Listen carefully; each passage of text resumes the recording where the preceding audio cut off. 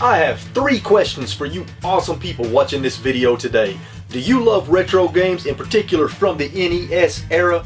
Do you have a Nintendo Switch and love your Nintendo Switch? Also, do you like cheap games that are still very good? Then I have got the perfect video for you today, because today I'm going to tell you about 2 really awesome retro inspired games inspired by games from the NES era on the Nintendo Switch that you can get for $10 or less, and they are awesome.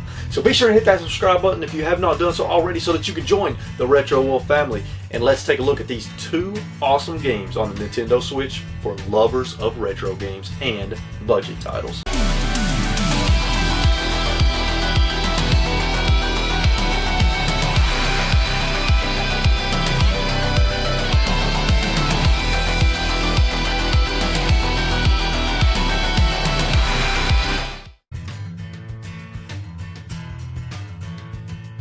First up, we have a game called Revenge of the Bird King, released on December 27th, 2018, and this was actually published by Limited Run Games and developed by M7 Games. Revenge of the Bird King is an action-adventure platformer with some RPG elements inspired by the 8-bit NES era, and I'm going to tell you what games it reminds me of in just a moment, but first I want to tell you the most important thing. This game only cost, at the time of this video, $5 on the Nintendo Switch eShop. And let me tell you something, this game is worth more than $5. I have gotten way more than $5 worth of awesome gameplay and fun out of this game. Check out this banner for the game. I mean, just look at that. How could you see that and not want to buy and play this game? That alone should sell you on Revenge of the Bird King. Revenge of the Bird King reminds me of 2 games from the NES. It reminds me of a little bit of Mega Man and a little bit of Zelda 2, The Adventures of Link. So you can tell that they definitely were heavily influenced and inspired by games from the NES era, by Mega Man, by Zelda 2, The Adventures of Link, because when you first go into the world map of the game, it is just like Zelda 2, The Adventures of Link. It's the same perspective, the same style. You have all these different locations that you can enter, which then turn into a 2D side-scrolling action platformer. There are enemies that roam the map, and when you run into them, you load into a small area where you have to fight your way through, just like in Zelda 2, Adventures of Link. And you can also grind that way as well. And it has sprawling locations that you have to go into, just like the dungeons in Zelda 2, Adventures of Link, and fight the boss at the end. And the reason that it reminds me of Mega Man is because every time you beat a boss at the end of one of these sprawling levels, you get access to a new gun or a new ability, which allows you to access further parts of the map, and it makes your character stronger. So the gameplay in Revenge of the Bird King is very simple. You move with the left analog stick or the directional pad. You have a jump button. You have a shoot button to shoot your gun. You have a button to swing your sword. You have a button to grab onto things in the background that your character can latch onto, and you have a button to do a slide. Now, where the unique gameplay element comes in this game is when you initially start off in a level or in an area, you don't have a gun. You have to plant a gun, because that's right, in Revenge of the Bird King, guns grow on trees. So if you press the A button, if you just press it, you'll plant whatever gun in your inventory that you have selected. Your default gun, you can plant an infinite number of times, and then you walk up to the planted gun and you harvest it, and now you've got that gun. And you've got a little meter on the screen that kind of tells you how much ammo you have left in that gun, and when you run out, you got to plant another one, grab another one. Now if you hold down the A button, you'll actually plant a turret that will shoot in 2 different directions for a limited amount of time, so it's a good way to kind of get a sneaky kill in on enemies, and it's also very useful in some boss fights. So what makes this game cool is as you progress, you're going to unlock new guns that you can plant and harvest, and when you unlock a gun, you do have to buy it from the shop in the game. You have to buy multiple seeds. They're gun seeds. The second gun in the game you unlock shoots leaves in like a spread pattern, very powerful leaves. If you go in the shop, it's 20 bucks a piece, and for a seed. So if you buy 100 seeds for that particular gun, then you've got 100 seeds that you can plant for that gun and harvest 100 different times, each with their own ammo bar. So the gun seeds are relatively cheap, and honestly it's really easy to grind for money in this game. You just play certain areas and you'll accumulate money pretty quickly, as you kill enemies and as you find hidden treasures. You have a health bar that increases as you get further and further in the game. You can also find armor that increases as you get further and further in the game. There's power-ups and different treasures you can find in the game that make you stronger, like give you less knockback, make your gun more powerful, different things like that. And you also have different things that you can buy in the shop to make your game easier, like you can buy an item that you can use that will teleport you out of wherever you currently are back into the zone with the shop and where you can save your game. You can also buy a sort of extra life, because one thing that's brutal about this game, and it's a pretty tough game, it's pretty tough. It's not frustratingly difficult. You just have to learn the levels, learn the enemy patterns, and if you go into a level that you have a hard time with and you die on a lot, just go play a different level, because there's levels all over the map that you can play in pretty much any order you want, which is really awesome. You can tackle these things in any order that you want. But I'm kind of rambling. Let me go back to what I was talking about. In the shop, there's a power-up that you can buy that initially gives you an extra life, because if you don't have that, when you die in a level, you have to start all the way back over in the beginning. There are no checkpoints in the level, so this item is absolutely crucial. They cost 2,000 a piece, and that may sound like a lot, but like I said, it's really easy to grind for money in this game. So if you buy a bunch of those, when you play a level and you die, you can choose to respawn yourself in that section of the level that you died in. And on the more difficult levels of the game, this is absolutely crucial. You have to do this. It really is crucial.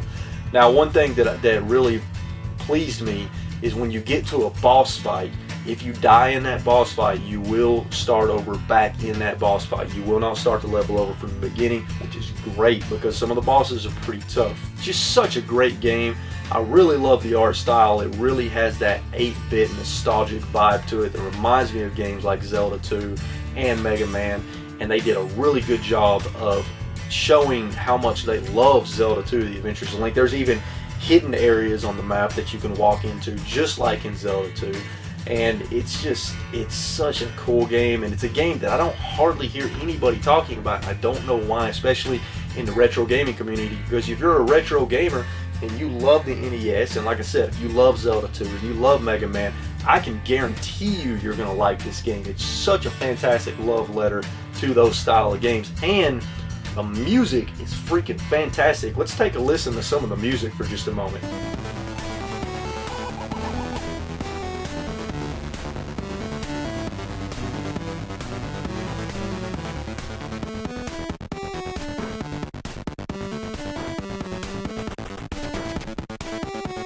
So Revenge of the Bird King, it's only $5 on the eShop, folks. $5. And it's the best $5 that I've spent on the eShop in quite some time, and I highly recommend that you all check it out. Even if you're not a retro gamer, you may end up getting some enjoyment out of this game, but if you're a retro gamer like me, you're going to love it even more. So go check out Revenge of the Bird King and support these developers, because they've got talent, and I want to see what else they can bring to us. The second retro-inspired Nintendo Switch game on the eShop that I want to tell you all about is Venture Kid. Venture Kid was released on May 2nd, 2019. It's published by FDG Entertainment and developed by Chicago. Venture Kid is basically Mega Man. This game is a serious love letter to the old school NES Mega Man games, heavily inspired by those games, and that will become apparent to you as soon as you load up the game. Now, just like Revenge of the Bird King, this game is also budget. It's really cheap. At the time of this recording, you can get Venture Kid for $10 on the Nintendo Switch eShop. It has 9 stages, each with a boss at the end. Each boss you beat, just like in the Mega Man series, when you beat a boss, you get a power-up from that boss that you can then take into further levels. There's Adventure Mode, which allows you to tackle the levels in any order you want. Classic Mode, which takes you through the levels in the order from the easiest to the most difficult. There's a Survival Mode, there's a Boss Rush Mode. This game has a lot of content for $10, and I also want to add that it is a blast. Really, really fun game. It's not, to me, it's not as hard as the old school Mega Man games, which is not necessarily a bad thing, but the game is still challenging. You're not just going to blast through it really easily your first time. unless you're just a pro at these kind of games. If you're playing on the normal difficulty and you find that it's too easy or too difficult, you can switch to the hard difficulty if you want it to be harder, and you can switch to the easy difficulty if you want it to be easier. I chose the normal difficulty, and I found that to be a really nice challenge without being frustrating. I also chose to play the adventure mode, and I beat the first 3 stages so far, and I have to say, I'm really enjoying them. Each stage so far is varied with a different theme, different types of enemies, different obstacles, different gameplay mechanics, and of course, different boss fights and different music. And the music in Venture Kid is so good. I have to say it's a little bit better than Revenge of the Bird King. Let's take a moment to listen to just a few snippets of some of the music from Venture Kid.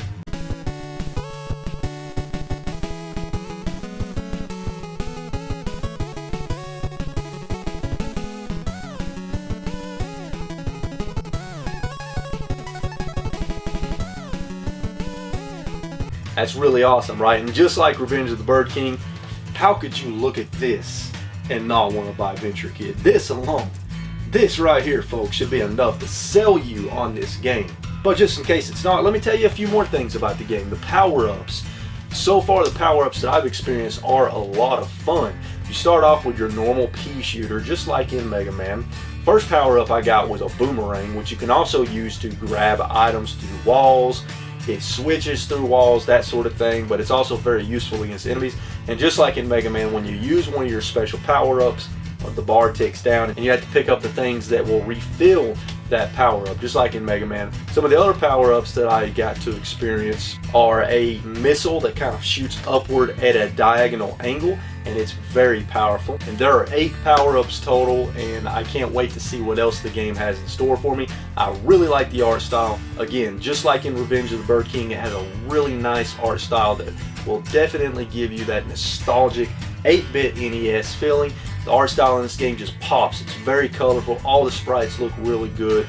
It's for me as a retro gamer, it's just so nostalgic, and I really enjoy that type of art style, especially when they nail it like they did in this game and in Revenge of the Bird King. So all in all, I have to say, if you're a fan of the Mega Man games, or if you found them to be a little bit too difficult, I recommend checking out Venture Kid, because it's very much like those Mega Man games, except a little bit easier and with some quality of life improvements. I also forgot to mention, there's a currency that you can get in the game that you can use in adventure mode to buy things that will even make the game a little bit easier for you, different power-ups and things like that. You can also increase your health if you get enough of these. So there are things in the game to make it cater to both old school retro gamers and new gamers that are kind of new to this style of game. And for $10, you can't beat it. You'll get your money's worth out of this game. You'll have a good time if you like this kind of game, and I highly recommend Venture Kid. Again, I want to support the developer of Venture Kid just like I'm trying to support the developer of Revenge of the Bird King, because I want to see what else these guys can do, what else they can put out, because I'm very impressed with what I'm seeing so far. So there you have it, folks. 2 Nintendo Switch eShop games that are inspired by retro games from the NES era and that you can get on a budget and are really good, really fun games that I think that you all should check out. If you enjoyed this video, please be sure and hit that like button. It really helps out the channel, really helps me out, and it shows that you are liking this kind of video. Let me know in the comments down below if you have played either of these 2 games and what you think about them. Also, let me know in the comments down below if there are any other games that are inspired by retro consoles or retro games from different eras that you think I should check out and cover in a future video. Until next time, folks, keep playing games and having a good time. Subscribe to the channel if you haven't done so already, and I will see you all in the next video.